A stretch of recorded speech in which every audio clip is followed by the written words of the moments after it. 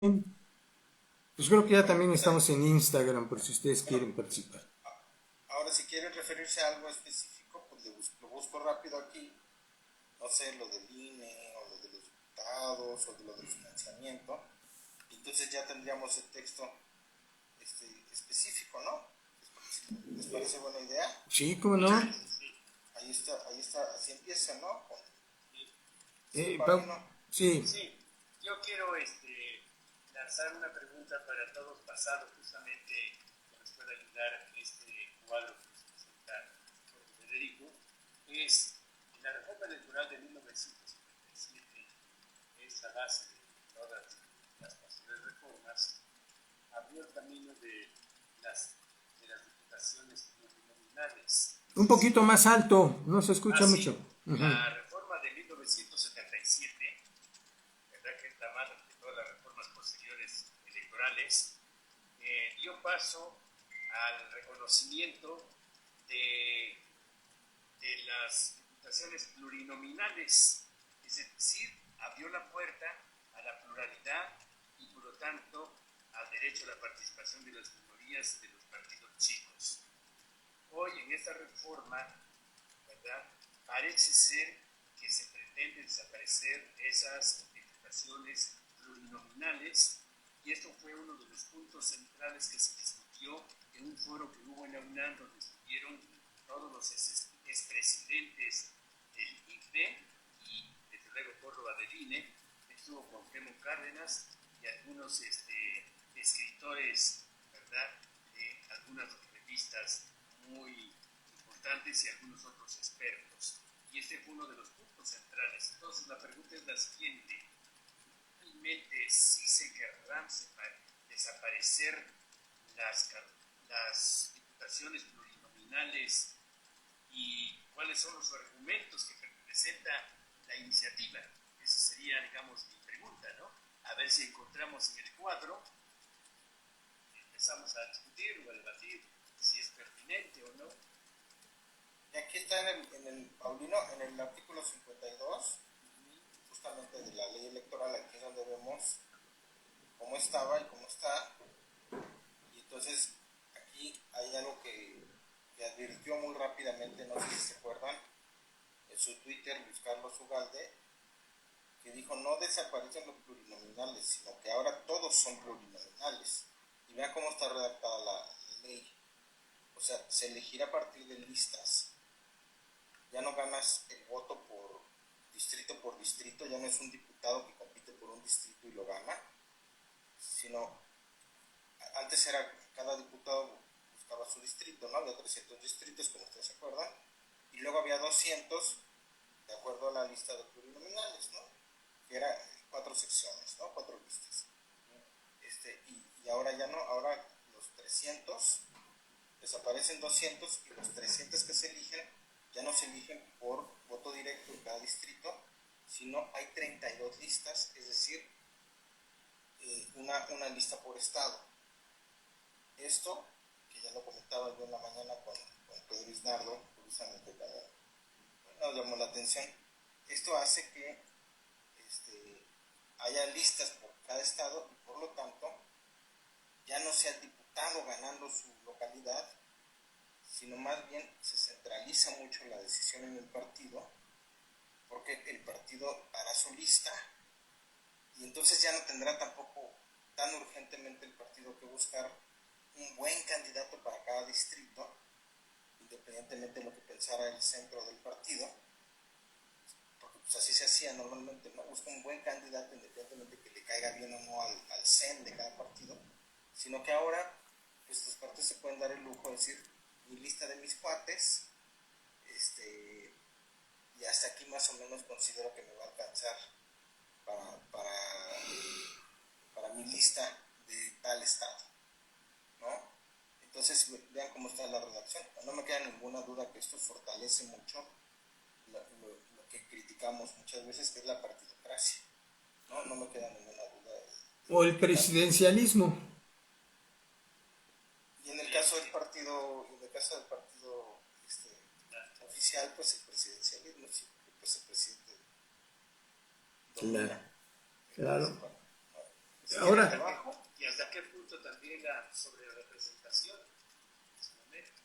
Vamos a ver si tiene un principio de sobrerepresentación aquí. No me Un, acuerdo. un comentario, perdón, doctor Márquez, un comentario. Ahorita que estabas reflexionando acerca de este proceso que se está proponiendo de selección de candidaturas y que desaparecen los plurinominales, y atendiendo esta reflexión de Ugalde de que pues ahora todos van a ser plurinominales, pero estaba pensando en el sistema que ha implementado López Obrador durante su vida, ¿no? Es decir, este sistema donde los papelitos se avientan y los que vayan saliendo pues son los candidatos, porque hay una tesis que me viene a la mente es de López Obrador, en el sentido de que pues, no interesan los estudios, ¿no? Sí, todos pueden ser candidatos. Y yo me acuerdo de ese fenómeno en el que en las discusiones, sobre todo de la asamblea, que fue cuando más intensamente se utilizó ese tirar los papelitos y que salieran los nombres, ¿no?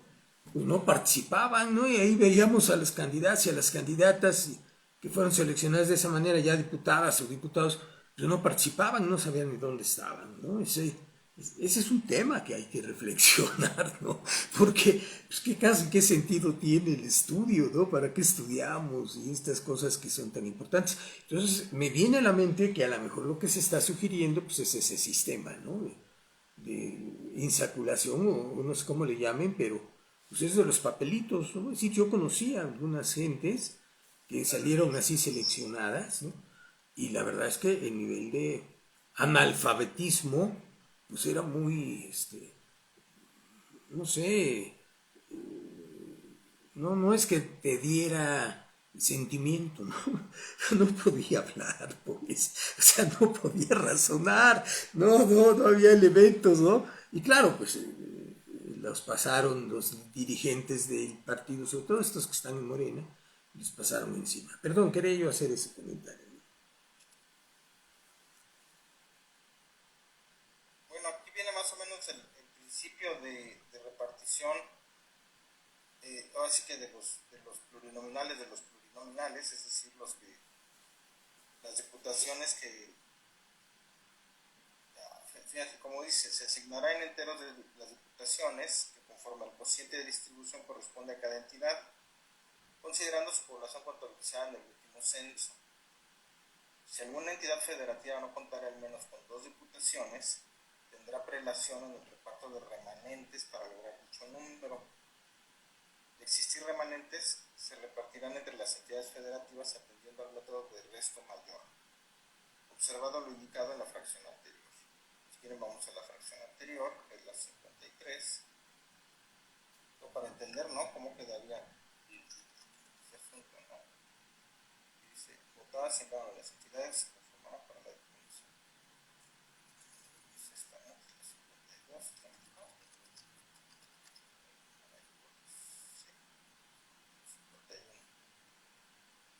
Se compondrá de personas representantes elegidas en su totalidad. La fracción anterior, perdón, es esta. No el artículo anterior, la fracción anterior, perdón. Entonces dice, se repartirá entre las entidades de acuerdo a la fracción anterior. Entonces dice, si alguna entidad no contará al menos con 2 diputaciones tendrá que. Bueno, pues sí. Ahora sí que si algún estado es muy chiquito, se le dan más de diputados, porque chiquito en el sentido que tiene menos población. ¿Así lo entiendo? Ay, perdón. Hablo. Es por población, perdón Jorge, es por población. Exacto, sí. Es por población, ahí por ejemplo, tendrás entidades como el Estado de México, pero entidades pequeñas, por ejemplo el caso de Tlaxcala, y ahí ya le garantiza por lo menos 2 diputaciones.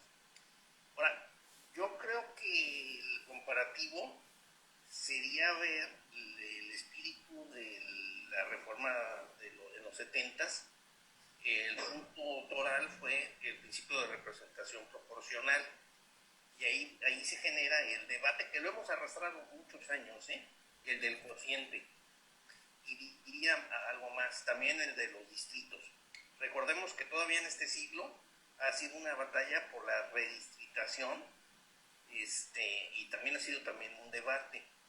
Y lo que quiero decir con esto es que el modelo quedaría, no sé, Jorge, si tú lo ves, muy parecido al modelo español,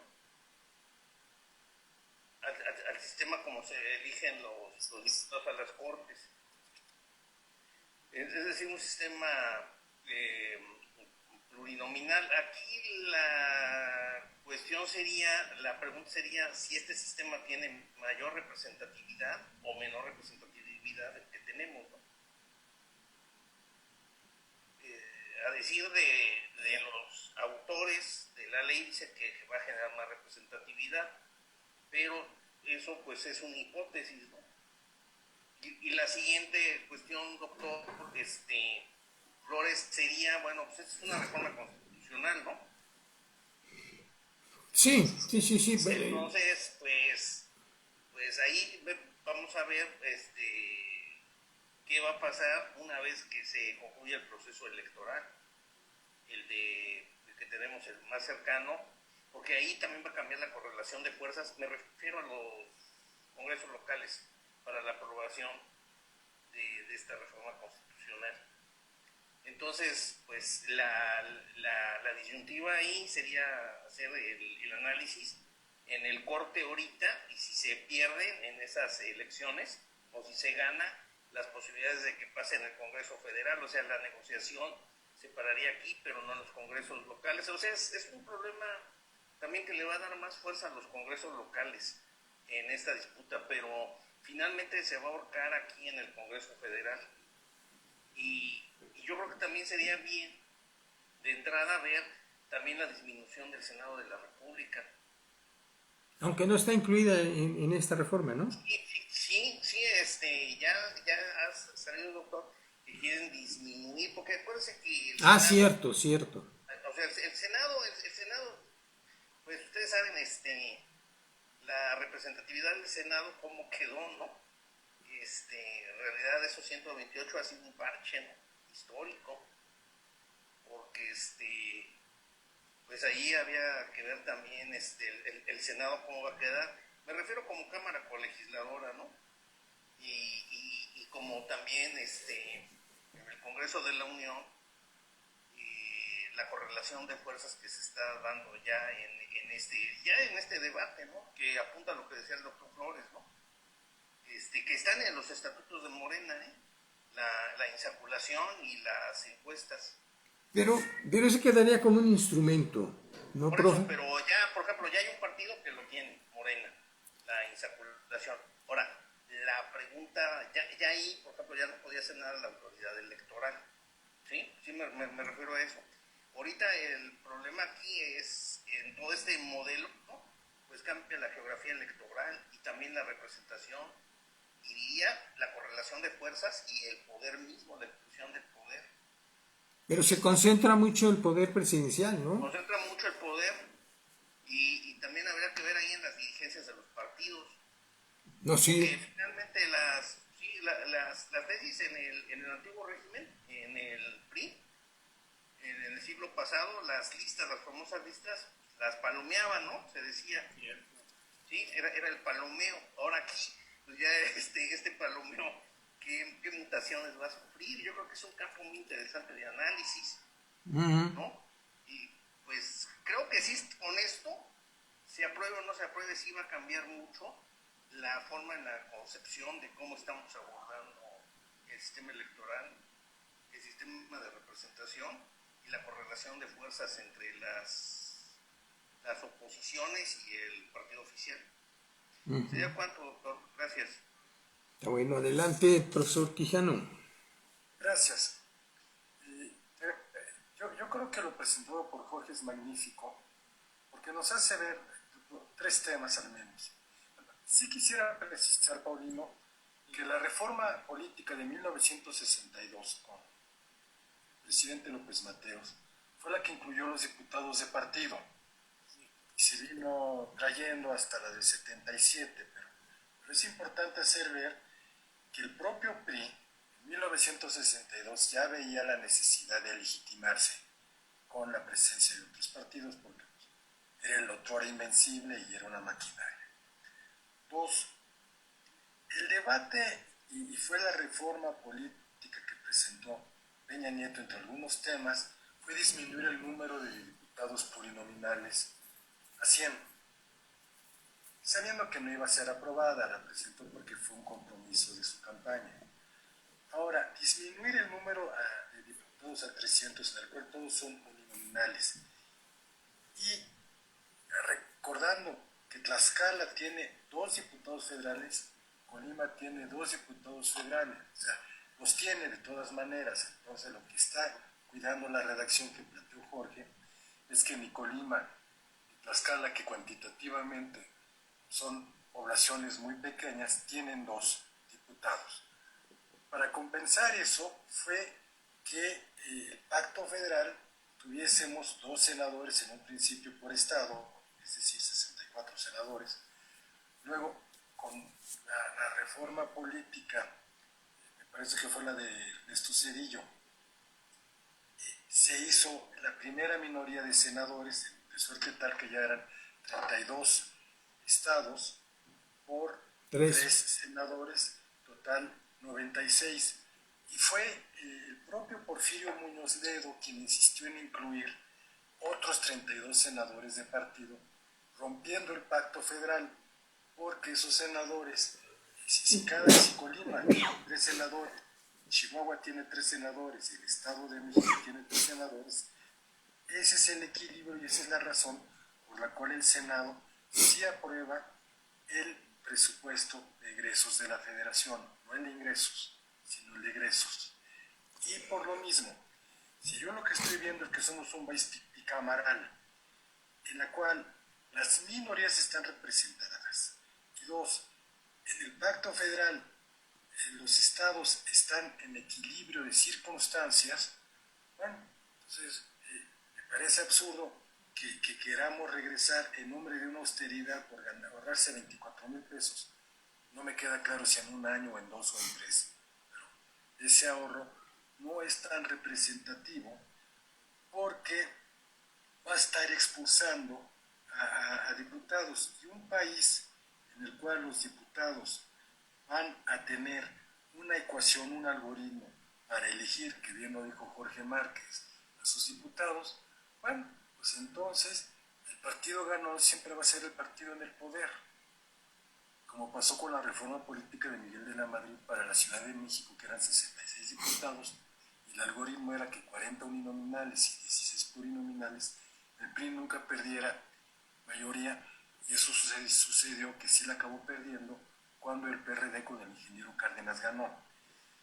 Yo no estoy de acuerdo, y aquí sí ya mejor, yo creo que más que ya un análisis, planteemos que de esta propuesta no está ahorrando, está quitando representación, pero está generando una vez más una pirámide isósceles muy de partido socialista, de partido comunista, en la cual la cúpula, la nomenclatura, toma el poder y se acaba la movilidad social y se acaba, y aquí yo no he visto esta propuesta de Jorge, pero si yo, hasta donde yo estaba, el 3% de los votos de cada partido político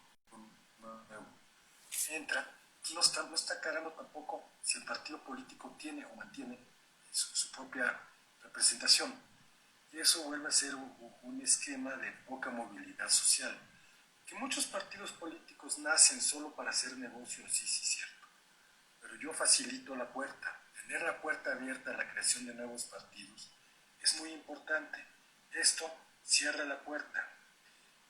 Históricamente, si en México, que no es un país donde las élites políticas se han caracterizado por pertenecer solo a los ricos, sino que desde una universidad pública se puede hacer carrera política, pues hoy la única carrera política que se podría hacer con la reforma que se está haciendo es la del monopolio de Morena.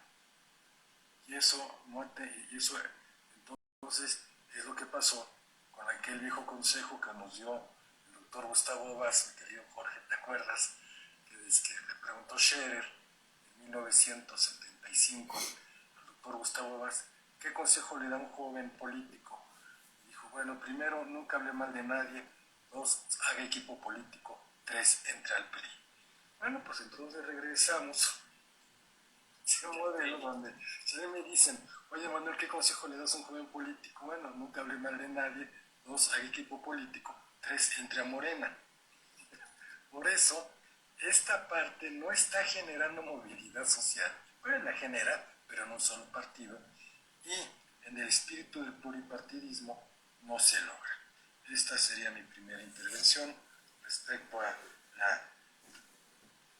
desde mi punto de vista, mal tino y desaseo de hacer 300 diputados, todos plurinominales, con un algoritmo en el cual, matemáticamente hablando, va a ganar el partido en el poder. Y me permití ponerles primero de las elecciones locales que preguntaba Pablo hace rato, y como se dieron cuenta es la misma lógica. También se elegirá a los congresos locales de acuerdo a una lista. O sea, se va a hacer la lista y también va a ser una especie como de plurinominal de los diputados locales. Pone un límite, ¿no? No puede haber menos de 15 ni más de 45 diputados locales. Y luego, bueno, lo otro que estaba preguntando aquí es sobre lo de los 3% de la pérdida de registro. Como se dan cuenta, y les puse en pantalla esto, se queda igual, nada más que aquí está en este párrafo, ¿no? Aquí está en este párrafo y está acá arriba, pero también el que no tenga 3% pierde registro. Y bueno, y ahora voy a buscar lo de senadores, porque sí, efectivamente también desaparecen los senadores, ¿no? Los senadores, una parte importante de los senadores.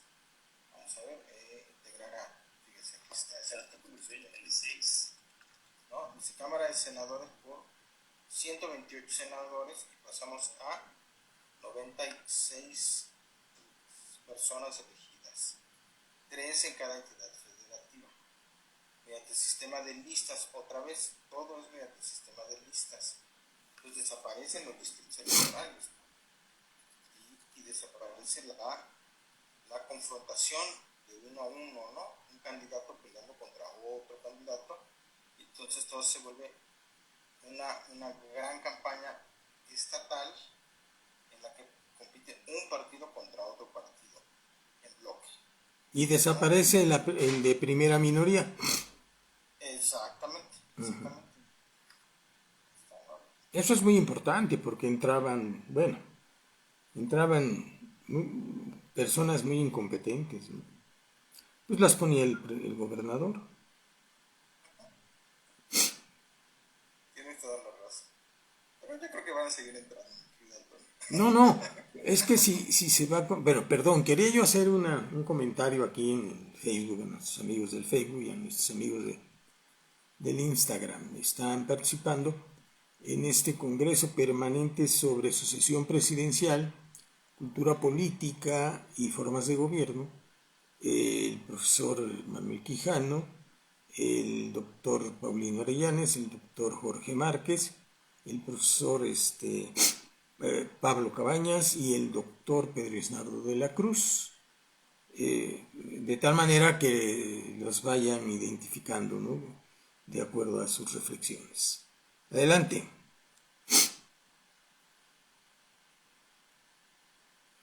Yo sigo la tesitura de que va a concentrar el poder el presidente, pero ahora más marcadamente, ¿no? Ahora, lo que decía también Pablo, y también tú lo decías, Antonio, y es ya no respecto específicamente al texto que estamos viendo, sino respecto a las posibilidades de que se apruebe, ¿no? Como ya decían ustedes, son 2/3 partes. También platicaba yo esto con Bernardo. ¿Qué tanto se puede o no se puede realmente aprobar este asunto, dado que tenemos la experiencia reciente de una oposición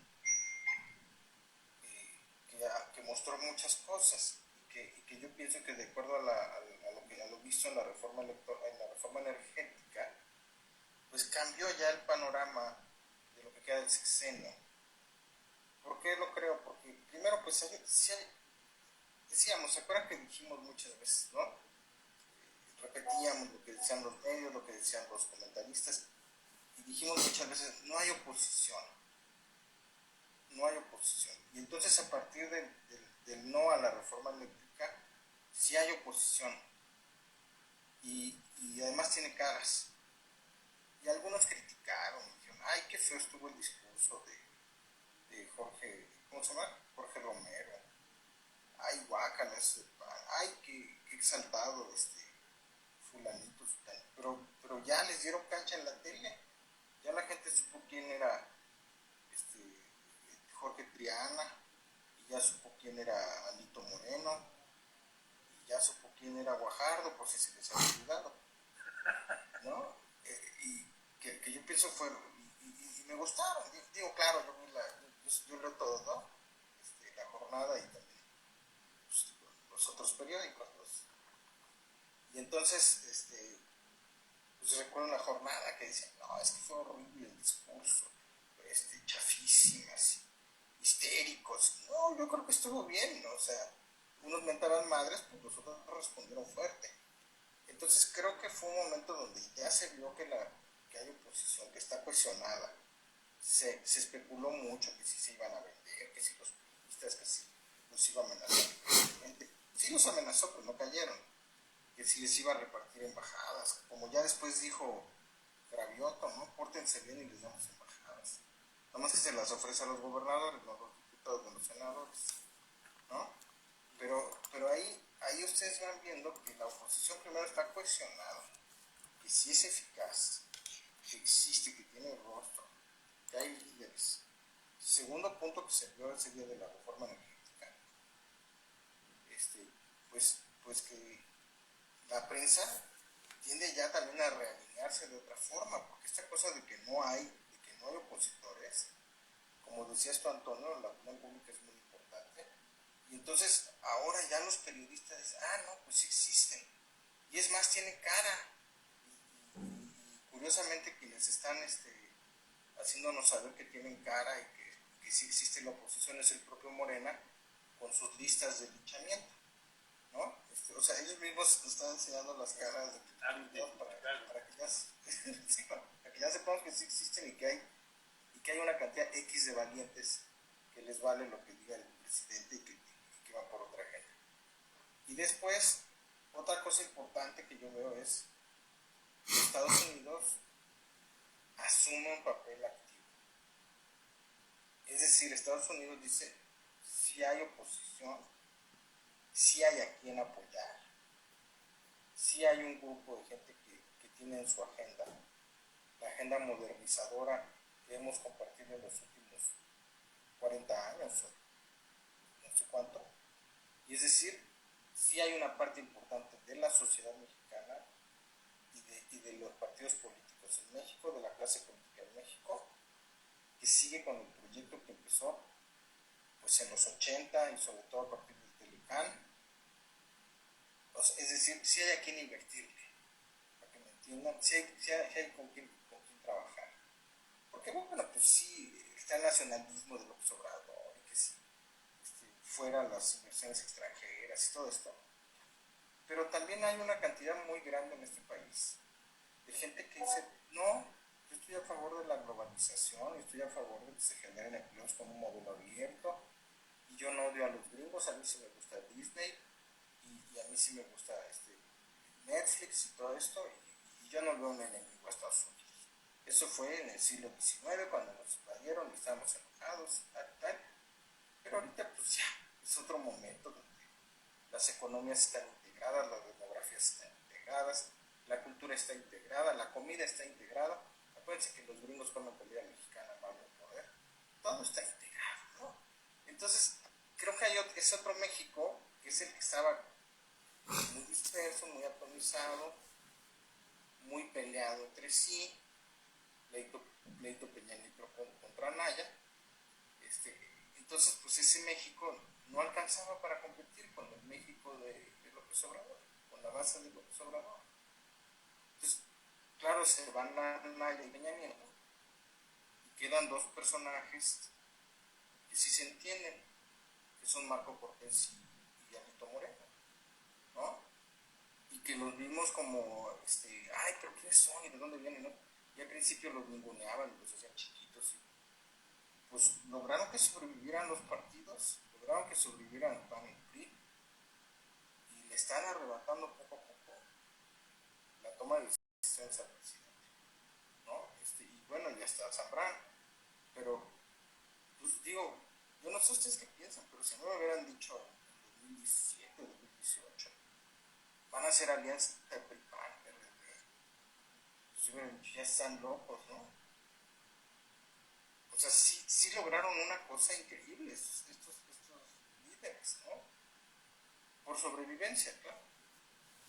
Ahora, ahí estamos hablando de dos polos, ¿no?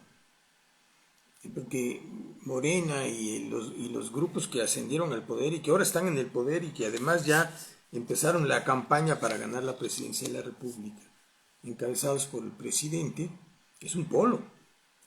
Y estos que tú mencionas, doctor Márquez, que vinieron y que podríamos decir son los herederos del concepto de la globalización y las formas de interacción al interior de los países y sus procesos políticos y constitucionales como lo hicieron en México, que yo no me quito de la cabeza que la Constitución está ahorita determinada por los ajustes que se hicieron con el Pacto por México y que eso es precisamente esa corriente tan fuerte que adaptó las leyes, que adaptó la Constitución a las estrategias de globalización y muchos le llaman de globalización, colonización, ¿no? que cuando uno estudia la historia desde el siglo XVII para acá, se da cuenta cómo esos fenómenos efectivamente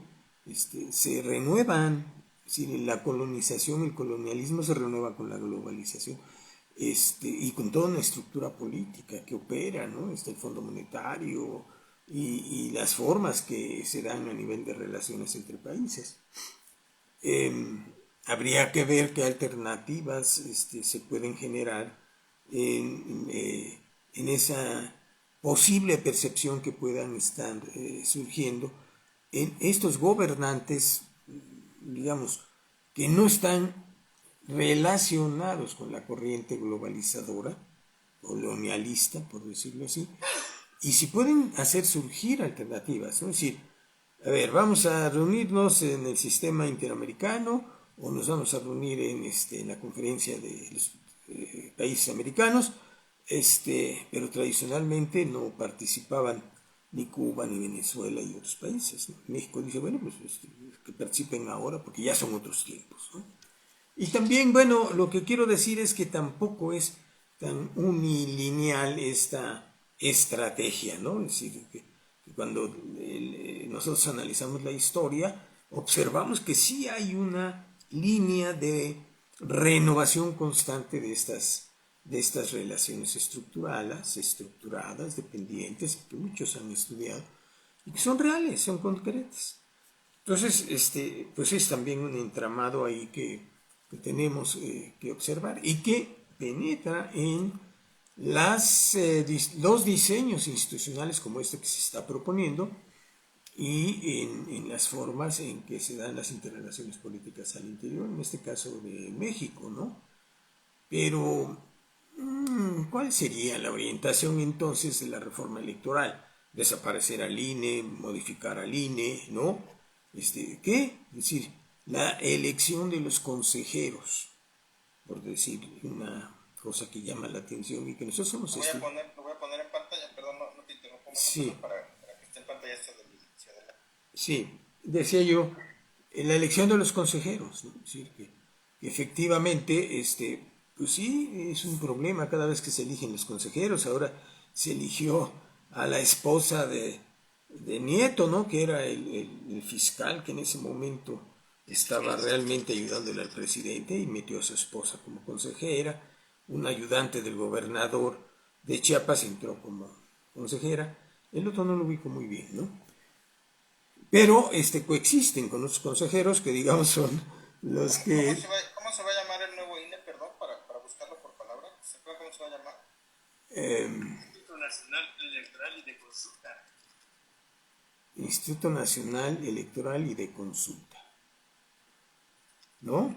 Entonces, bueno, a ver, yo tenía una idea con respecto a los plurinominales, porque muchas veces, sobre todo cuando se discutió en el 77, se decía que estos diputados de representación proporcional permitirían equilibrar la selección de líderes que se hace en el territorio, ¿no? Es decir, de liderazgos no preparados.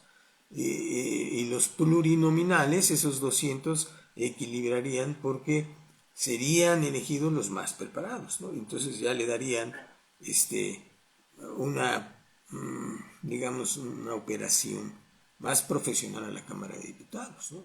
Cuestión que tampoco ha quedado muy claro, pero sí siempre se destaca la burbuja que dirige la Cámara como los que son más preparados, eso también es cierto, y eso existía incluso cuando funcionaba esta relación entre el Ejecutivo Federal o el presidente y el presidente de la Gran Comisión, ¿no? Que era el que llevaba las buenas noticias y la dirección que emanaba del presidente, que después esas directrices las llevó muy bien Diego Fernández de Ceballos con Carlos Salinas de Gortari. Entonces el manejo se ha ido modificando, ¿no? Es decir, ahora, ¿quién es el que puede llevar las directrices del Ejecutivo? Y claro, en una situación donde el Ejecutivo no tiene la opción, como dices Jorge, de determinar la elección dentro de la Cámara. Sería suicida si cambian su tendencia los partidos de oposición, como es el PRI, Alito, y Marco Cortés, por ejemplo. Pues parece ser que el PRI y el PAN pues, son realmente esa coalición desde el punto de la fortaleza. Entonces, ¿por qué lanza esta estrategia entonces el presidente? No va a ganar, no va a hacer reformas, como lo decíamos en la reunión anterior. No van a pasar sus reformas constitucionales. Y entonces, si está consciente de que no van a pasar sus reformas constitucionales, de que desea dejar a una persona que no vaya a regresar su proyecto, ¿no? O lo que ha podido generar, sobre todo el afianzamiento de las grandes obras, ¿no? El Tren Maya, corredor transísmico, en fin, ¿no? El aeropuerto, bueno, todos estos factores o proyectos que necesita de un empujón también permanente en el siguiente gobierno. Y entonces, pues lanza a sus candidatos, ¿no? Órale, a la campaña constante, permanente en redes, pues observamos a Sheinbaum, observamos a Marcelo Ebrard permanentemente y algunos de los otros que más o menos hacen actividades, pero el espacio que tienen en redes Sheinbaum y Ebrard pues es constante, es amplio, es permanente, con mucho dinero atrás, que yo supongo que no es público, pero pues no es cierto, es un dinero público. Y entonces, bueno, pues vamos, láncense, tenemos 2 años, ahorita todos a la campaña, ¿no? Y es la única manera de poder penetrar y forzar la opinión pública de la mayor parte de los potenciales electores, ¿no? Porque no se explica de otra manera toda esta campaña que están realizando. Y cuando uno dice, bueno, y en la Ciudad de México, ¿qué pasa? Todo este tiempo que le dan a las campañas políticas, si se las dieran a la mejora de la Ciudad de México directamente, pues a lo mejor se obtendría mucho, ¿no? Y en el caso de Ebrard, pues bueno, pues no sé, está en la campaña utilizando todos los recursos, ¿no? Son verdaderas campañas bien diseñadas, ¿no? Ahí está en esa etapa. Y el presidente dice, no hay candidatos, y entonces, pues de alguna manera se escarnio de las otras posibles candidaturas, Claudio X González, Chemuelo, no sé cómo se llama este comentarista, o a quiénes pondría la oposición, ¿no? A Marco, a quiénes pondría la oposición como candidatos. Es decir, no tienen candidatos y el presidente piensa que él tiene unos candidatos muy fuertes, ¿no?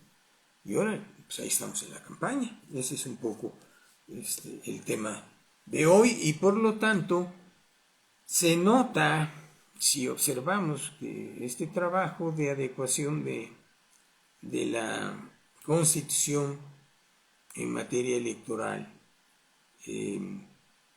digamos, es de fondo, pero que también impacta al INE, ¿no?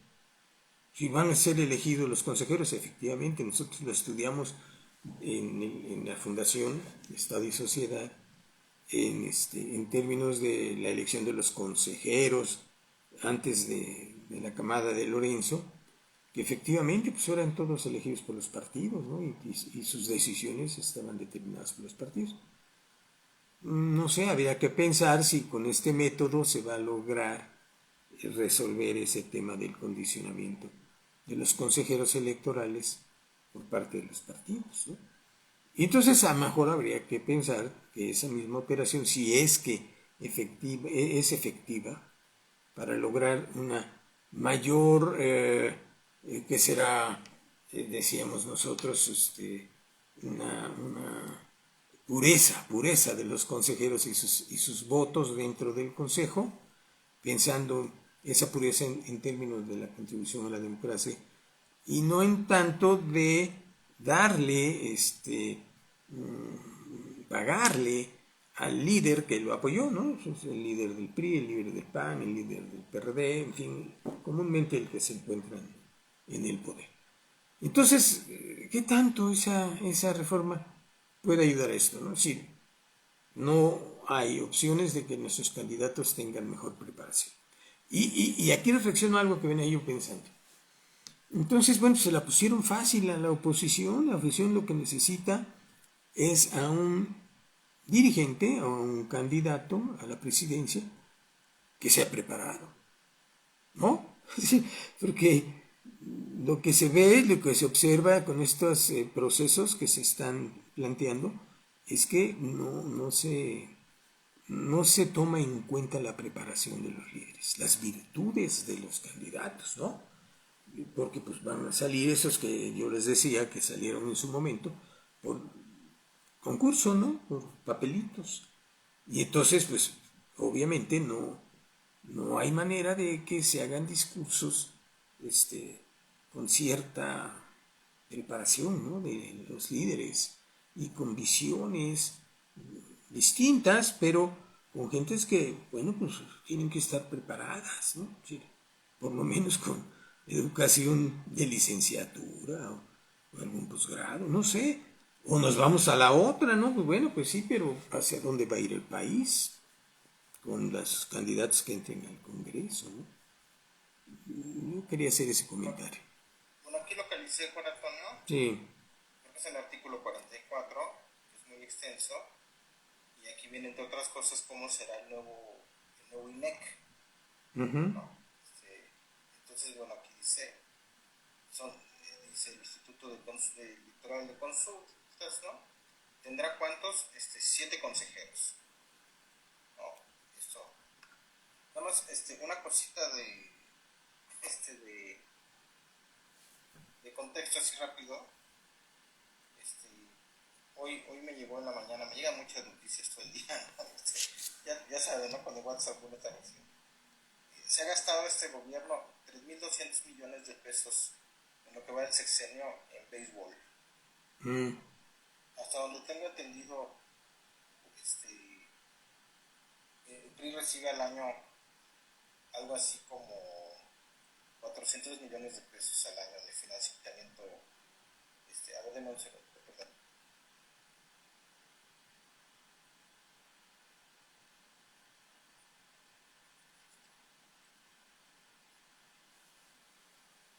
Entonces, bueno, y luego, bueno, en comparativo es tremendo, ¿no? O sea, en realidad, digo, Morena creo que recibe 1,000 millones, ¿no? Por ser el mayoritario. No tengo las cifras exactas.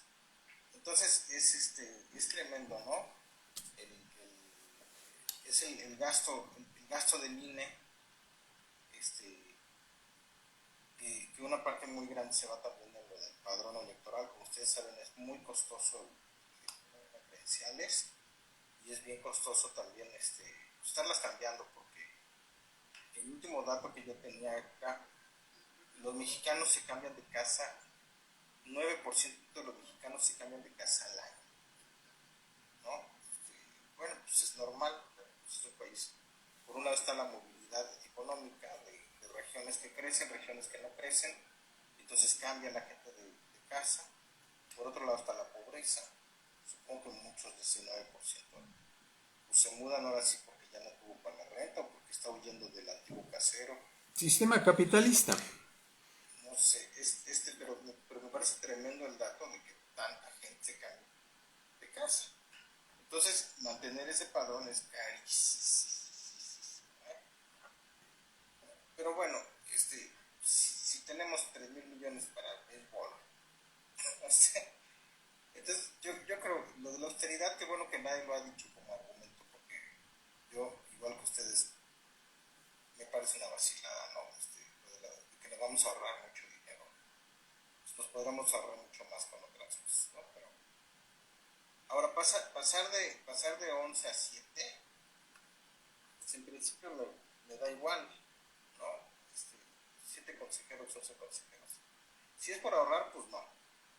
Pero sí me da más o menos igual que sean 11, que sean 7. Siempre que esté equilibrado, como dice Antonio, que sean profesionales, que estén bien seleccionados, y que esté equilibrado, ¿no? O sea, dice López Obrador, ay, que feo está así como la llama y bueno, gordo, ¿verdad? Sí tienen una línea si ustedes quieren, pero pues también lo tienen, como dices tú, Antonio, la esposa de Nieto y el señor Espadas y el otro señor Rigoberto, pues ellos tienen su propia línea pro-movilista, ¿no? Entonces, equilibrio, ¿no? Profesionalismo y equilibrio es lo que hace falta en el INE. Y creo que ahorita lo hay. Yo sí creo que ahorita lo hay. Hay profesionalismo y hay equilibrio. Y bueno, entonces la primera cosa es 7 no importa. No sé cómo la ven, pero no importa 7 o 11, siempre que haya esas dos. Manuel, tienes la mano levantada y si quieres ahorita vamos a otros aspectos de la reforma, también relacionada con el INEC, pero pues primero habla tu Manuel, si no ya ves. Es que esa representación en el INE 7, 11 o 13, Jorge, lo importante es el equilibrio. Pero me quedé pensando, regresando al tema de los 300 diputados, que la Cámara de Diputados tiene comisiones hasta para el béisbol, haciendo la ironía. A mí yo siempre he sido un partidario de que se cree un gabinete espejo o gabinete en la sombra si realmente queremos empezar a fortalecer desde el poder legislativo y crear contrapesos una buena administración pública y un buen gobierno. Y aquí las consecuencias no previstas en esta propuesta y que se tendría que empezar a pensar y a planear en caso de que pasara, que lo dudo porque bien dijiste, primero tiene que pasar, es cómo se van a integrar las comisiones. La Comisión de Gobierno y Asuntos Constitucionales, la Comisión de Hacienda, la Comisión de Educación, que son fundamentales. Y allí, bueno, si ya nomás tenemos 300 diputados, se achican las comisiones en la Cámara de Diputados, bueno, entonces también tendríamos probablemente comisiones en la Cámara de Diputados monocromáticas. Digo, habría uno o dos de otro partido, pero esas comisiones serían monocromáticas. Y entonces no solo el peso de un partido político en el Ejecutivo, que en comisiones no tendría contrapeso, y probablemente tampoco en el Pleno.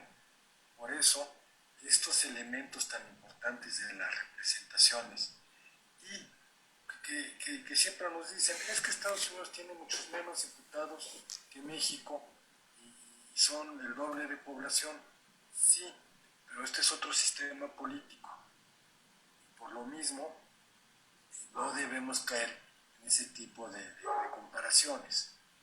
Yo ahorita que lo decía, si perdón que no me esté interrumpido, Jorge, porque el número de representantes tiene que estar acorde también al número de partidos políticos que estén entre los consejeros. Si voy a llevar un reduccionismo de 3 o 4 o 5 partidos políticos, bueno, entonces 7 es un buen número, pero ¿por qué no 13? ¿Por qué no 15? O sea, tampoco hay un argumento fijo que el número de consejeros del INE será proporcional al número de partidos políticos registrados. O sea, simplemente ahí lo que estás diciendo no tiene una argumentación de una sustentación, y eso nada más era un comentario que se va a reproducir en las comisiones de los diputados de aprobarse esta reforma. Además, estaba pensando en el tema de los 7 consejeros y tendrían que estar representados, ahorita creo, 8 partidos, ¿no? Entonces, pues aunque no tengan voto, tienen voz y pues bueno, pues no tendría sentido esa diferencia, ¿no? Pues, los partidos son los que van a manejar el consejo. Y habría que reflexionar cuál es la finalidad del consejo, ¿no? Paulino, ¿querías comentar algo? Sí, también, regresando un poquito a los temas anteriores, precisamente pensando en las listas, hoy estamos viendo que existe una coalición opositora para PAN, PRI, PRD. Si hablamos de las listas, la pregunta es, estos partidos, con su lista o bloque, para su lista de forma separada, aunque formen la coalición.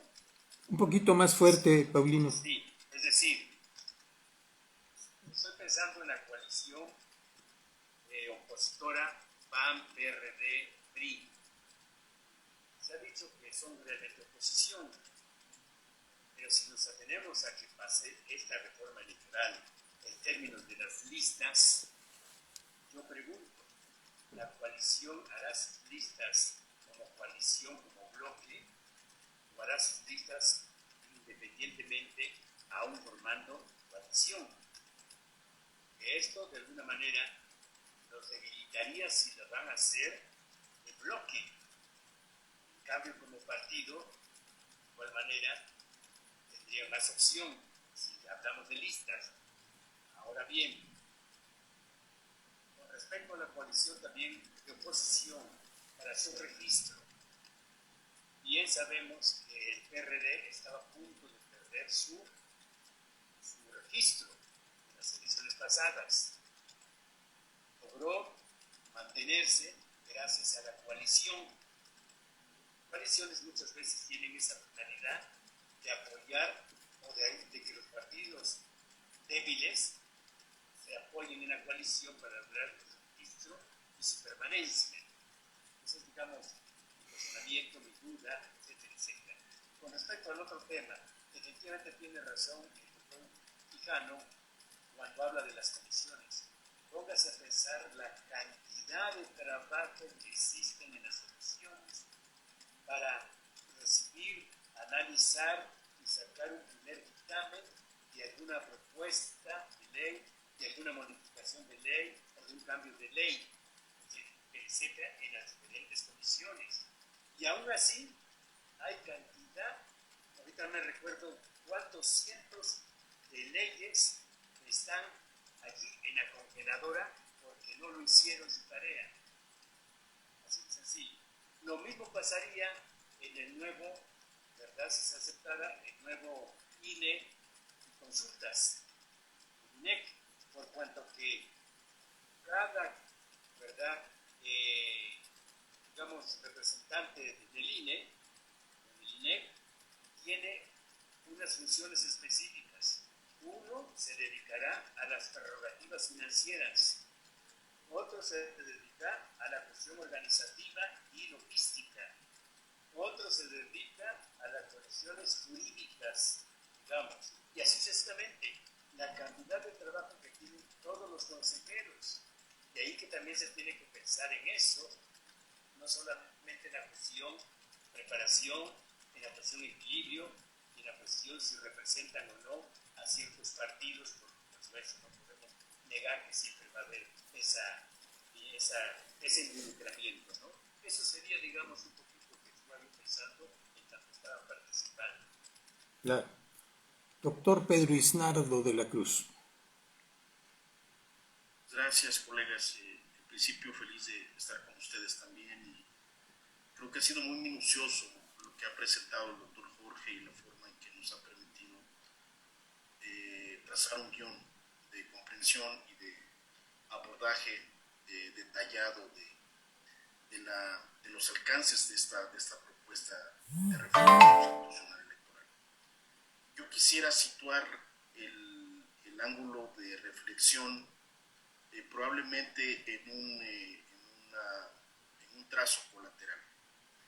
Yo tengo la impresión de que en buena medida hay una combinación de símbolos en esta propuesta y de lecturas pragmáticas y a su vez de varios trazos coyunturales.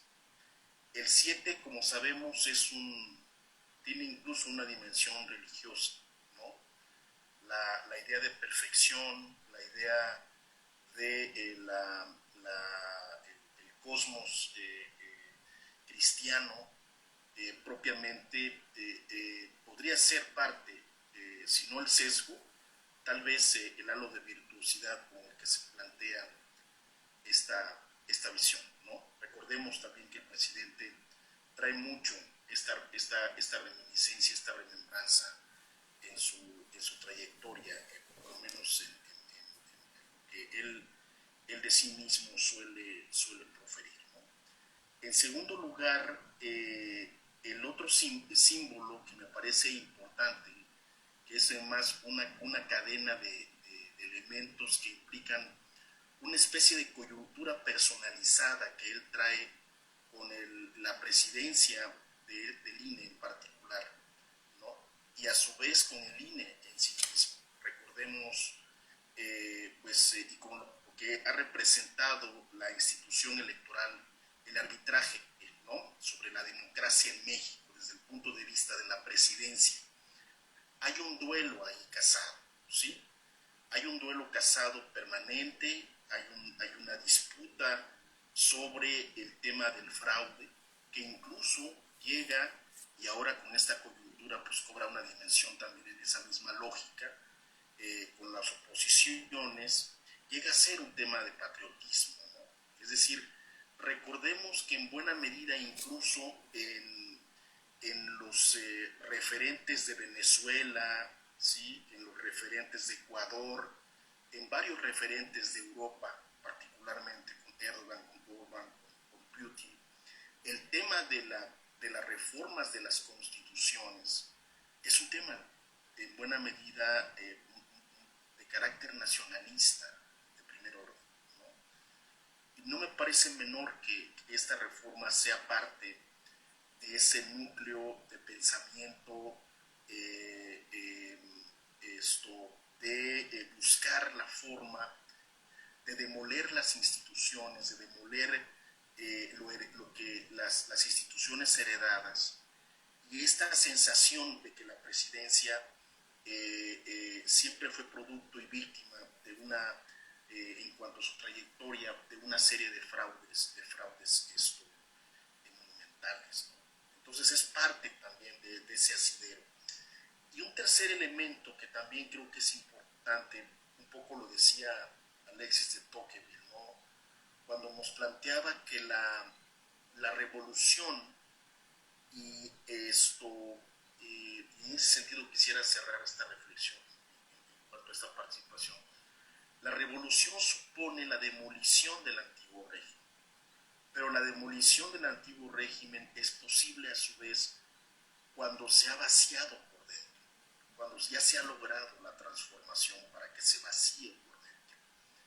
¿Hasta dónde entonces, me pregunto, esta reforma constitucional electoral nace en efecto de estas simbologías importantes en el pensamiento político presidencial, en la circunstancia de la trayectoria política presidencial, pero también nace pensada en un momento y bajo una trayectoria de acontecimientos distintos, y en esa lógica recupero la segunda parte de lo que nos planteaba el doctor Quijano, de las consecuencias imprevistas, es decir, hasta dónde las propias coyunturas han condicionado el futuro o no futuro de esta propuesta de reforma, ¿sí?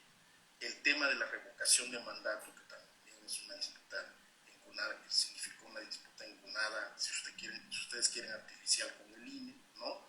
El tema de la lectura de cómo se vive a su vez la vinculación del gobierno con el narcotráfico en temas electorales, el tema del financiamiento de campañas por vías inhóspitas, por vías no fiscalizadas, que implican a distintos actores del gobierno y a su vez de la vida pública nacional, ¿no? Que todavía parece un tema irresuelto a pesar del nivel de gasto, el nivel de costo que ha significado la democratización del país. Y finalmente, ¿hasta dónde entonces esta reforma, como bien señalaba el doctor Jorge, parece carecer de un escenario plausible en la medida en que los propios actores de la oposición, consagrado el escenario con la reforma eléctrica, ya parecen tener una posición infranqueable respecto a esta misma reforma, ¿no? Entonces, en ese sentido, pues creo que finalmente la reforma puede ubicarse en una especie de guión, varios especialistas en el mundo le llaman el guión de una ruptura con la Constitución, el guión de un régimen, de un cambio de régimen, pero que busca sobre todo consolidar la hegemonía de los partidos en el poder y que tiene incluso un sesgo autócrata. ¿Hasta dónde? Y yo incluso lo pondría en otros términos. ¿Hasta dónde es una reforma que busca resolver justo el impasse, el pasmo, el obstáculo mayor que se ha anudado en torno a una oposición que está imponiendo sus condiciones o que está estableciendo nuevos escenarios en buena medida frente a las expectativas de este gobierno, de la 4T y de la presidencia? Y entonces, en esa lógica, ¿hasta dónde estamos ante un escenario donde se está buscando modificar las reglas del juego, del sistema, desde fuera de las reglas del juego? Es decir, buscando que las oligarquías de los partidos se radicalicen, que definan realmente los nombres, que se establezca una especie de nuevo pacto popular hegemónico al más alto nivel, y que de ahí, independientemente de todos los demás elementos que se han aquí abordado de manera maravillosa en su nivel de rigurosidad, pues puedan ser negociables en buena medida, pero que el reparto del poder implique un nuevo entendimiento e implique estos nuevos asideros. Muchas gracias. Adelante, doctor Márquez. ¿Puedo yo tomar? Sí. Sí, por favor. Digo la palabra, ¿no? Sí, adelante. Adelante. Bueno, no lo he dicho, pero estoy muy contento, ¿no? Ya sé que suena todo esto muy cursi, ¿no? Pero estoy muy contento que estemos aquí. Estoy aquí con mis amigos, mis colegas y en una reflexión, pues de muy buen nivel, ¿no? Como siempre. Bueno, yo veo que estoy de acuerdo con lo que dice Manuel, lo que dice Juan Antonio, por supuesto con Paulino y Pedro, ¿no? Y quiero llamar la atención en dos aspectos nada más. Paulino se pregunta, o nos pregunta, y fue una pregunta durísima. Ya me puse yo a buscar, como ustedes vieron ahí rápidamente por palabra y a hacer una revisión rápida. La gran pregunta que es, ¿y las listas se van a hacer por coalición o se van a hacer por separado? Y entonces la palabra coalición no aparece en la ley nueva, y tampoco alianza, y tampoco candidatura común. Entonces por más que uno le busca, es decir, no está. Yo pienso que la idea es que las coaliciones pues ya no van a estar. Y en cierta forma pierden sentido las coaliciones electorales con este sistema de listas. Porque el sentido de la coalición es que yo que tengo 15 puntos, me llamo PRI, y el PAN que tiene 15 puntos, y el PRD que tiene 5, entonces 15 más 15, 30 más 5, 35, soy competitivo, ¿no? Entonces, en cada distrito se hace ese cálculo. Entonces lanzo uno de coalición porque con 15 no soy competitivo, y con 15 y con 5 no soy. Entonces, si lo hago por lista, ya no importa si yo saco solo 15, y tú 15 y tú 5, nuestros 30 se van a sumar de todas maneras, y entonces la coalición será legislativa o de gobierno, ya no en las candidaturas, porque en ese sentido pudiera perder sentido, de esa manera pudiera perder sentido la coalición electoral, porque pues mira, saqué poquitos, pero el chiste es la actuación legislativa, y de todas maneras esos poquitos que sacamos pues los sumamos a la hora de lo legislativo. Entonces como que veo que por ahí podría responderse, ¿no, Paulino? O sea, no existe, pero de cierta forma no importa que no exista, ¿no? Y claro, el problema de psicología política que esto implica, creo, es que desde el momento en el que ya no fuiste aliado de antemano, entonces quizás te cueste un poco más de trabajo hacer la coalición legislativa. Porque en términos de psicología política, aquí acuérdense que hasta se amarró con un acuerdo previo.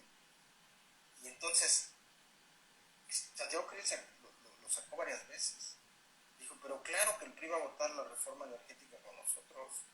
Si lo firmamos, por eso hicimos coalición, ¿no? O sea, lo sacó varias veces ante la supuesta duda, que la verdad que yo nunca la tuve, pero ante la supuesta duda que se generaba con el ambiente de golpeteo del presidente, específicamente al PRI, de que si el PRI se iba a vender y todas esas cosas, etcétera, etcétera. Entonces, bueno, la coalición está muy firme de entrada, la coalición legislativa, porque se firmó previamente. Entonces, como ya no va a haber esa firma, entonces ahí eso es interesante. Pero claro, también pudiera compensarse con el hecho de que habrá 100% lealtad al presidente del partido. Porque dada la naturaleza de las listas, ya lo dijimos, entonces, bueno, a lo mejor, no hace falta firmar porque de todas maneras yo tendré asegurado mucha mayor lealtad como presidente del partido, ¿no? Pero es bien interesante lo que plantea este problema, porque el espíritu actual de la política y de la competencia política y de la correlación de fuerzas en este país tiene que ver con cómo se dan las coaliciones, ¿no? Entonces, esto es interesante. Y esto de firmar antes, déjenme les digo también, yo creo de dónde viene. Yo creo que viene también del hecho de que el Partido Verde, que no le alcanzaba para casi nada de diputados, y el PRD, que no le alcanzaba para nada de diputados, en 2018, el Partido Verde saca muchos diputados gracias a que va aliado con INS. Y lo primero que hace el Partido Verde es traicionar e irse con Morena. Entonces también por eso fue, bueno, vas a sacar diputados, o sea, con tu tanto por ciento te voy a ayudar a que saques ciertos diputados, pues no te me vayas al bloque opuesto, ¿no? Y luego el PRD, que había ganado no sé cuántos diputados gracias a su alianza con el PAN, ¡pum!, se van y se cambian y se van para el otro lado, se van también con Morena. Y bueno, ahí está el pago, ¿no? Gallardo ya es diputado. curiosamente por el Verde, no por el PRD. Pero llegan con su grupito periodista, llegan por el PRD, impulsados por Ricardo Anaya, ¿no? Entonces, esto es importante que lo pensemos, o sea, ¿por qué se amarró también? Y pensemos otra cosa, funcionó, para la oposición funcionó, porque si ustedes ven ahorita,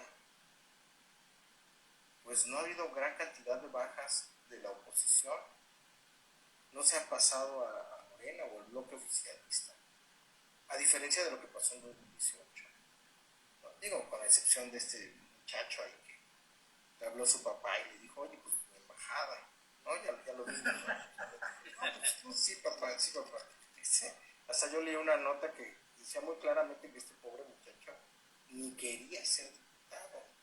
Fue más bien una especie ahí de extorsión y de bloqueo que hizo el papá, que ya andaba muy metido con lo de su embajada y todo esto. Y bueno, pues lo tuvieron que meter ahí en la lista los turistas, pues porque me parece que bloqueaba todo desde la gobernatura, ¿no? Dijeron, bueno, pues que vaya el hijo, porque está insistiendo. Pero, entonces sí cambiaría la dimensión psicológica. Ahora, lo que dice Pedro Hidalgo, del financiamiento, digo, dice muchas cosas, pero esto del financiamiento, fíjense cómo dice la ley, que los partidos los van a mantener los privados, y solo en campañas los va a pagar el gobierno, o sea, nosotros, ¿no? ¿Ya vieron? Aquí es interesante esa fracción, aquí viene. Yo creo que esto es un gravísimo error, porque pues es una concepción que a mí no me gusta. ¿Por qué? Porque, a ver, ¿por qué una iglesia no se puede convertir directamente en partido político? Pues porque un partido político es otra cosa, ¿no? O sea, un partido político no es una iglesia. ¿Por qué un sindicato no se puede convertir directamente en partido político? Pues porque es otra cosa, ¿no? Entonces, digamos, aunque a veces no funciona bien esto, porque a veces sí una iglesia hace un partido político, lo sabemos, y a veces sí un sindicato hace un partido político, lo sabemos, pero en principio el espíritu de la ley actual es que no pase eso, sino que un partido político tiene autonomía. Un partido político no es el representante de una iglesia, ni de un consejo coordinador empresarial, ni tampoco es el representante de una secta, ¿no? O sea, un partido político es el representante de cierta cantidad de ciudadanos que lo apoyan, tiene recursos propios, tiene ideología propia, tiene funcionarios propios, tiene órganos de gobierno propios, etcétera, etcétera, etcétera, ¿no? O sea, tiene cierta autonomía. Eso es lo que le da su característica de partido político, y tiene funciones y obligaciones y tiene aspiraciones, ¿no? En tanto partido político. Si nosotros le quitamos el financiamiento público, mi opinión es que eso es lo que le ha permitido tener autonomía a los partidos. Yo creo que en el día que le quitemos el financiamiento público y todo lo paguen los privados, pues entonces ahora sí es LIN, el Consejo Coordinador Empresarial, o el Sindicato de Maestros, o el Chapo Guzmán, o quien ustedes quieran, pues van a tener directamente el control de los partidos. Y de por sí ya tratan de controlar pedazos de partidos. Y yo creo que entonces convertimos un sindicato, una cúpula empresarial o incluso un grupo delictivo, lo convertimos en los hechos en dueños de los partidos. Y eso va a distorsionar todavía más la representación. Porque, digamos, el Consejo Coordinador Empresarial comprara un partido.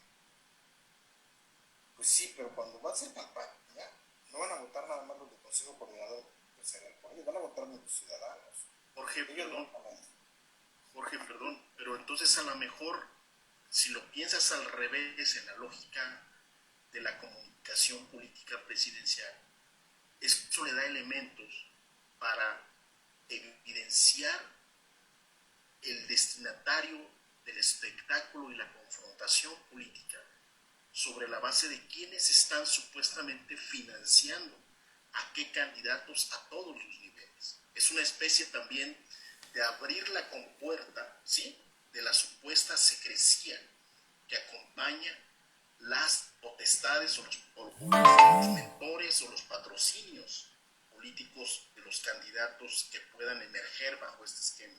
Perdón por el paréntesis, no sé, estaba pensando en otra lógica también. Fíjate que estoy en esa pista, Pedro, o sea, justamente es importante para mí lo que dices, supongo también para mis colegas, a reserva que digan otra cosa, que ya lo que también ya se decía en este foro, ¿qué tanto es esto para que se apruebe y qué tanto es esto para hacer campaña política? No, como dices tú, bueno, pues López Obrador va a decir, bueno, pues, pero ya vieron, a ver si son los diputados del Consejo Coordinador Empresarial, ¿por qué no los pagan ellos? Es lo que siempre ha dicho López Obrador. Ábranse, dice López Obrador, no se hagan, ábranse, digan quién les está pagando. Nosotros sí decimos, a nosotros el pueblo. Claro, muéstrenos. El pueblo, pero ustedes saben, ustedes pagan.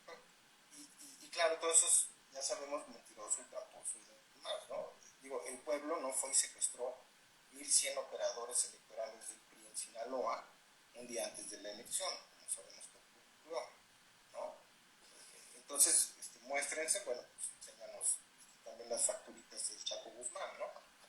Entonces yo creo que claro, tiene su componente tramposo propagandístico, tienes toda la razón, siempre hay que hacer el análisis en estas dos dimensiones. Pero entonces te da escenario para reforzar la dominación política bajo estas nuevas condiciones, el control del proceso, la comunicación asertiva con el elector, ¿sí? Es una pregunta básicamente, en esta lógica de análisis que estás planteando. Yo pienso que es el intento. O sea, claro, que ahora el debate sea esto, ¿no? Que ahora el debate sea, ¿y por qué los pagamos los ciudadanos si los verdaderos dueños son X empresarios, ¿no? Y si los que están no están entregando cuentas, no están rindiendo cuentas, ¿no? Desde los de representación proporcional hasta N, ¿no? Cuando sabemos que pues, todo el tiempo hay auditoría y en el INE y en los propios partidos, digo, yo no sé en el pasado, pero ahora es permanente el asunto. Y además, si hay entidades, sobre todo con los recursos públicos, que son transparentes, son los partidos políticos. O sea, los partidos políticos no pueden gastar ni un peso de los recursos públicos, repito, si no se lo pide al INE, o sea, casi ya ni lo administran los propios partidos. O sea, en realidad es un sistema hasta de sobreregulación, diría en algún momento. Claro, el dinero ilegal, como ya ha dicho Ugalde, que es mucho, que a veces es mucho más que el otro, el oficialmente reconocido, pues ese sí es más discrecional, ¿no?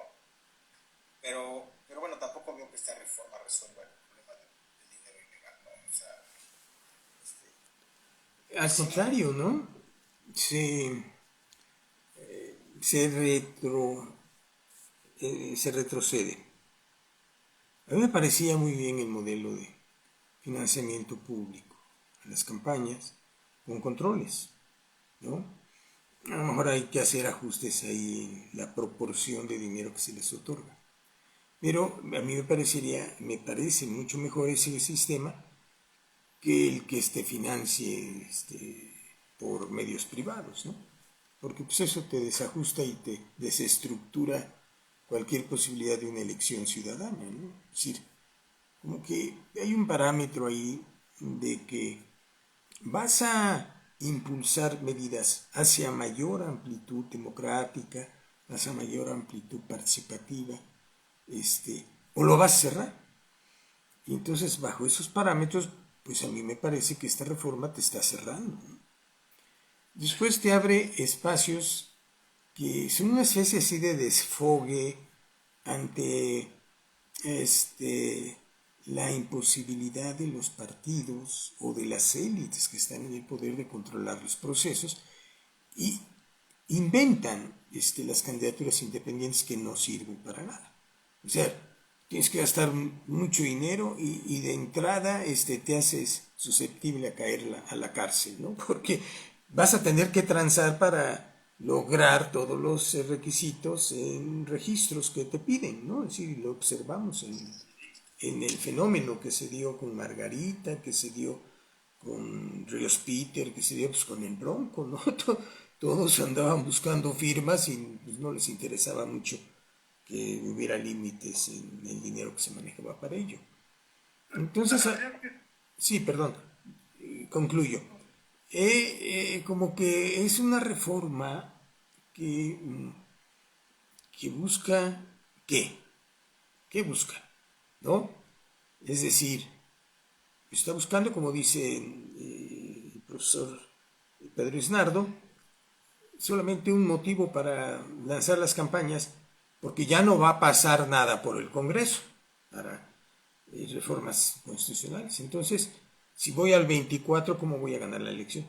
Pues tengo que empezar la campaña desde ahorita y con recursos que tengo, con recursos públicos, porque si no, pues no voy a ganar, ¿no? O sea, no va a salir en la papeleta esta que mencionan que está establecido en el Estatuto de Morena, ¿no? Es decir, aquí la idea es entrar a los que van a ser elegidos por encuesta.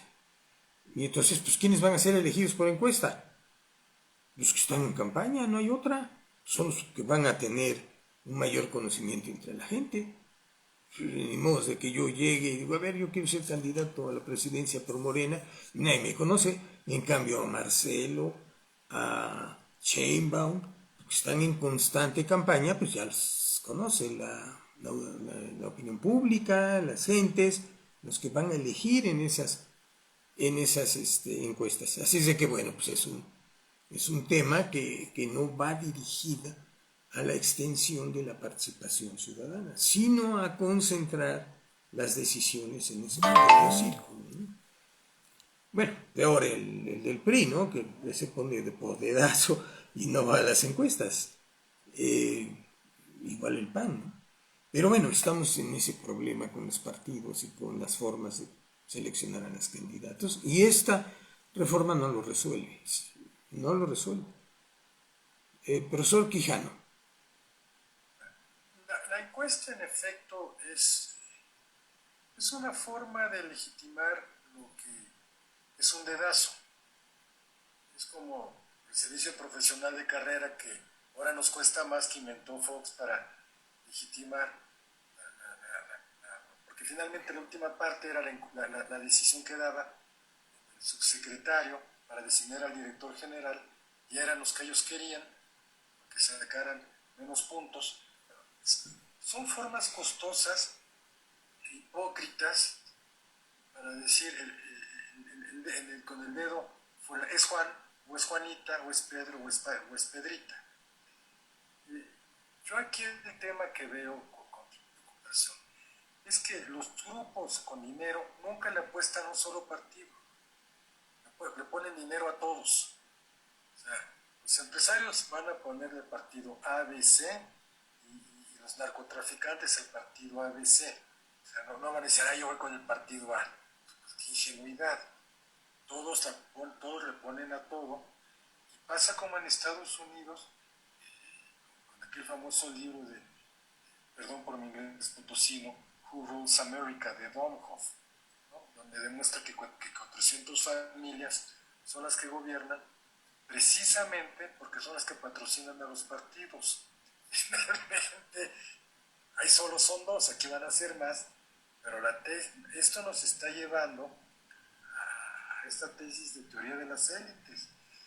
Si el presidente dice, bueno, pues que los empresarios tengan sus diputados empresarios, pero qué ingenuidad, los empresarios tienen a sus diputados populistas también. Digo, si la política es más amplia, por lo tanto, que los privados estén pagando, va a pasar que finalmente con qué cara, cuando uno sea diputado, le va a decir al que me patrocino que vas al demonio. Pues no. Es decir, si yo le debo el dinero y lo asumieran con más responsabilidad al erario público, pues es claro que se la deben al pueblo. En buena medida, si ese diputado sabe que se la debe al grupo del Chapo, del sindicato X o del sindicato Y, pues nunca le va a pegar a ese sindicato X o sindicato Y.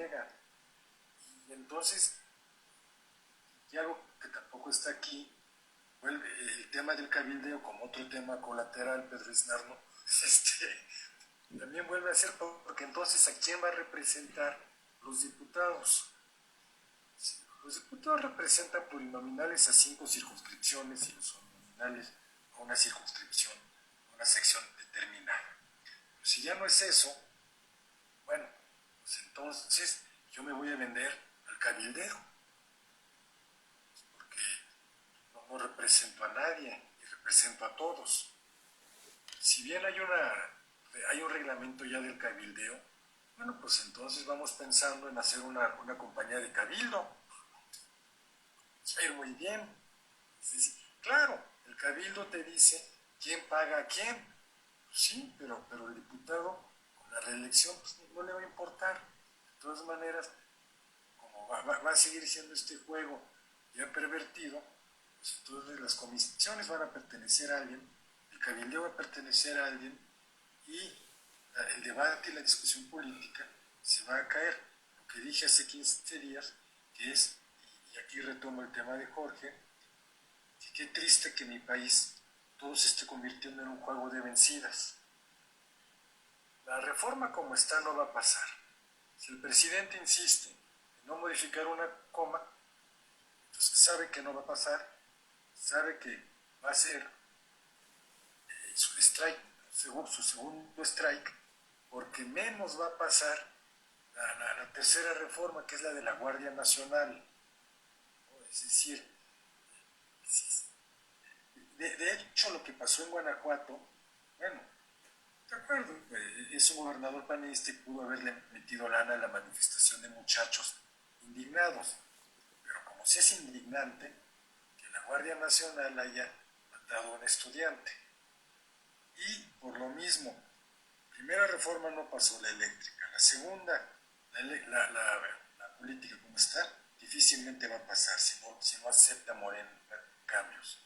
Y tercero, la Guardia Nacional, que tampoco conocemos la iniciativa, pero no es adscribir toda una estructura policial a la Secretaría de la Defensa.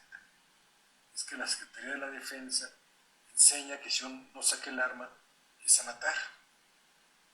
Entonces la tríada disuasión, persuasión, represión, pues se queda en entredicho y todo va a ser, hay que ser eficaz. Por lo tanto, si esos 3 strikes le sumamos que ni juzgar a presidentes, expresidentes, ni pasó la revocación de mandato, fueron 3 strikes y 2 bolas.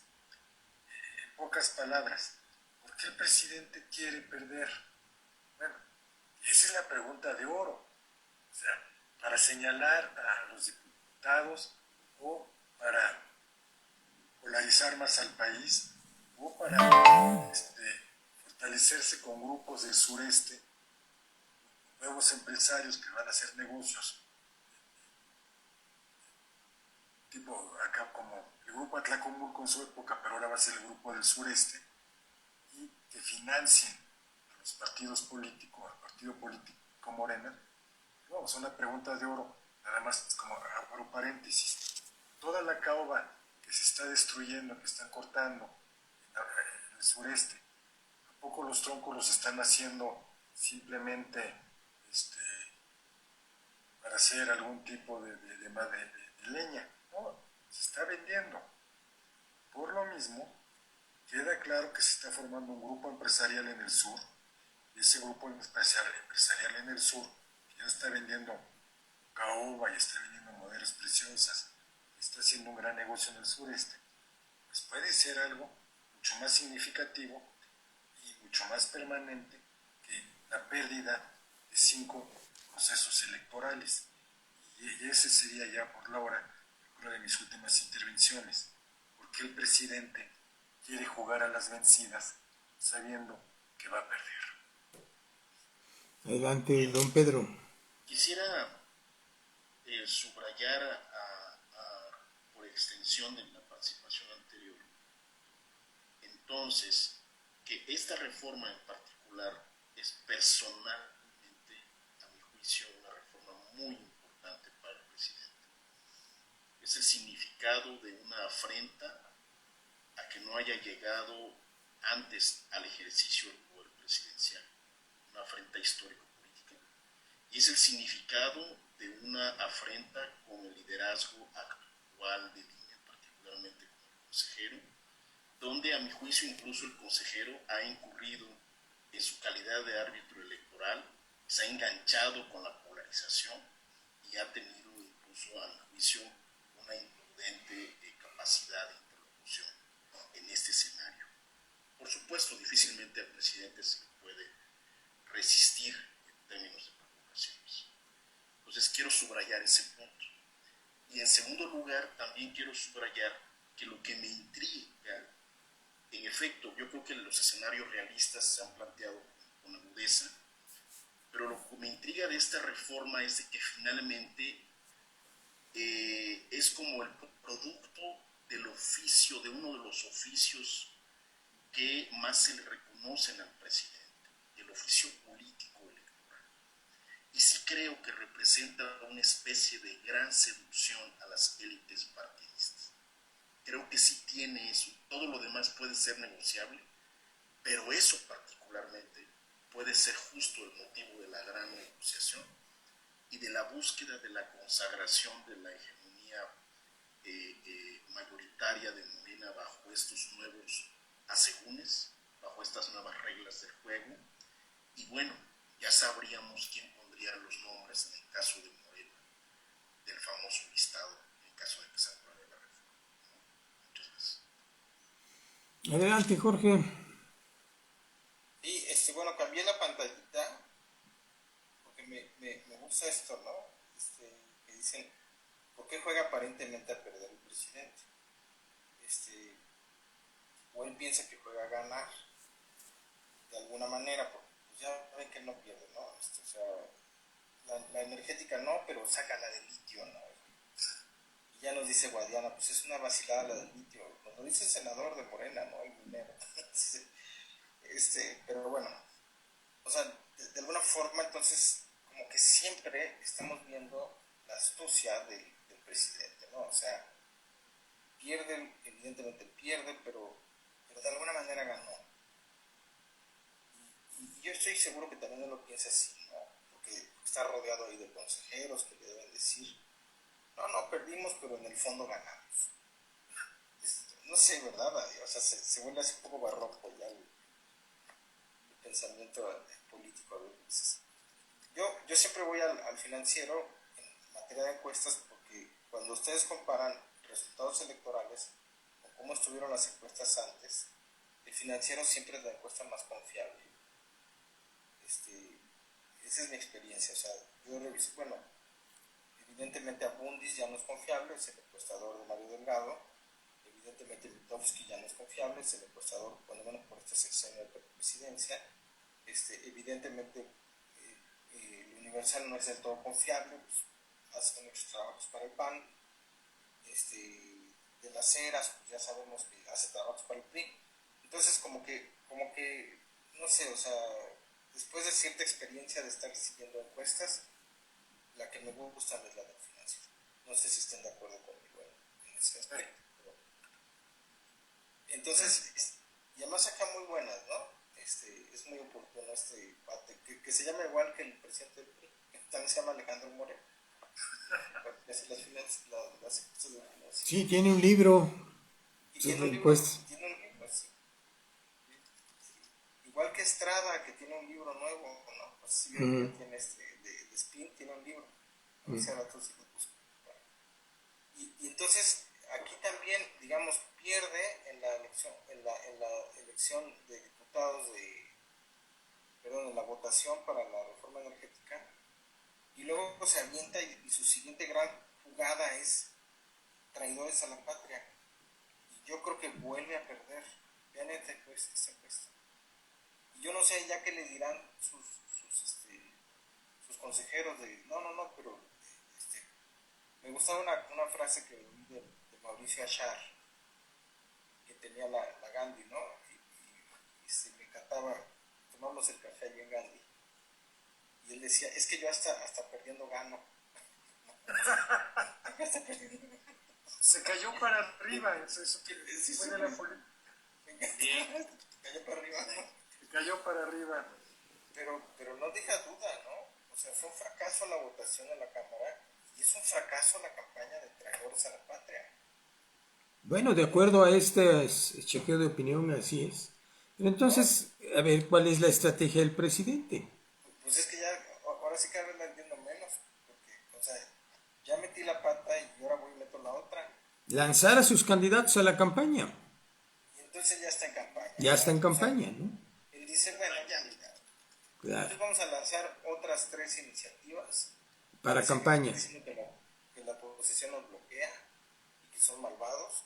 Y para que no sigamos hablando de Devani y que no sigamos hablando de los pobres y que no sigamos hablando de la seguridad y de las pérdidas de Pemex y que no aparezca en la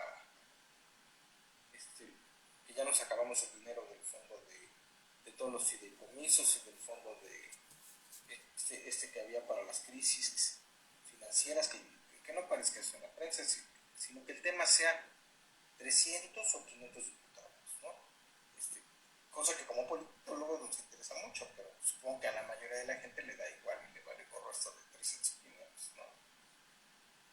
Y bueno, aquí el detalle de la encuesta, ¿no? O sea, fíjense, hombres, las mujeres son más contrarias a López Obrador, lo cual me parece lógico, por toda esta cosa de que pues no acaba de entender el feminismo y el siglo XXI y el papel de las mujeres. Y luego las edades también es interesante, ¿no? O sea, fíjense cómo lo vas agregando ahí.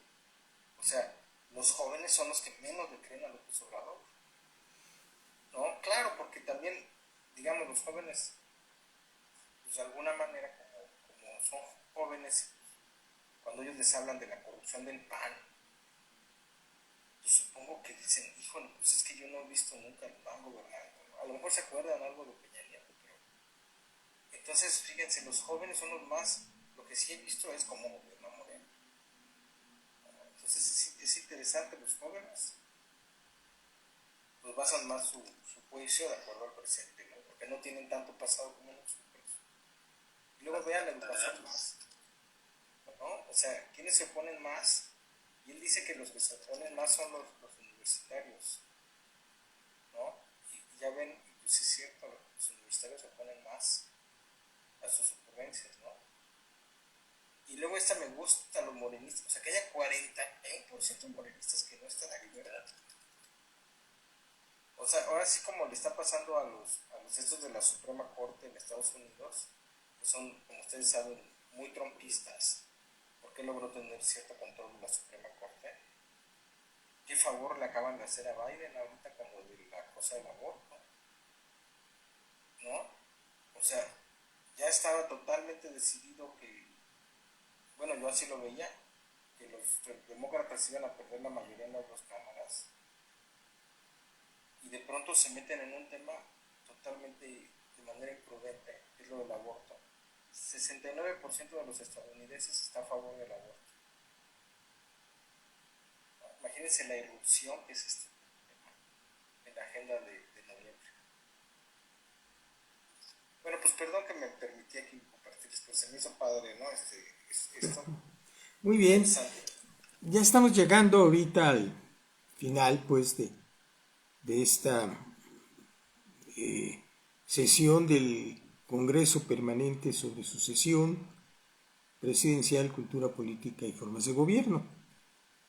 Ha sido muy interesante, nos hemos concentrado prácticamente en la reforma política electoral.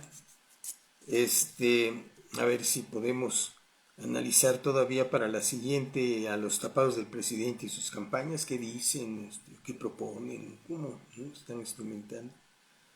Y a ver si podemos analizar a los que están de un lado de la opinión pública y a los que están del otro, ¿no? Es decir, bueno, sabemos el presidente y los que lo acompañan ahí en las mañaneras, pero del otro lado también están muy vistos, ¿no? Los de Televisa, los de Canal 11 con Curcio, y, ¿no? Krause y todos estos que de alguna manera se pueden identificar, los de Milenio, los del Universal, ¿no? Bueno, el economista, el financiero. Y hacen una disputa muy interesante, que nosotros podemos analizar como tercera vía, ¿no? Es decir, porque podemos ver los dos elementos, ¿no? y acercarnos un poco a la reforma educativa, a esta propuesta de la reforma a nivel superior, que es lo que más se ve, ¿no?, como propuesta en esa área, la que hizo Concheiro, a ver si nos acercamos un poco y ver si es cierto lo que dice López Dóriga y que le asusta que se vaya al comunismo, ¿no?, en materia educativa.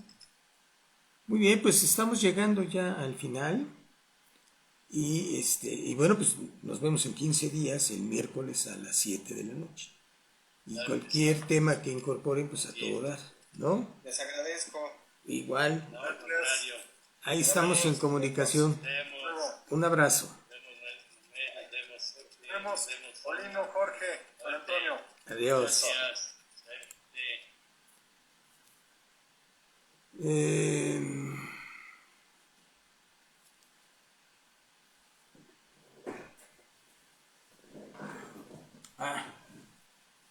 antes de irme, pues muchas gracias. Aquí vamos a agregar un comentario que es el tema de la reforma política de López Obrador. Política electoral.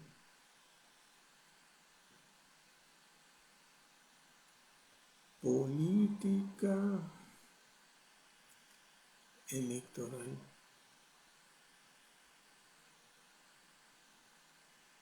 de López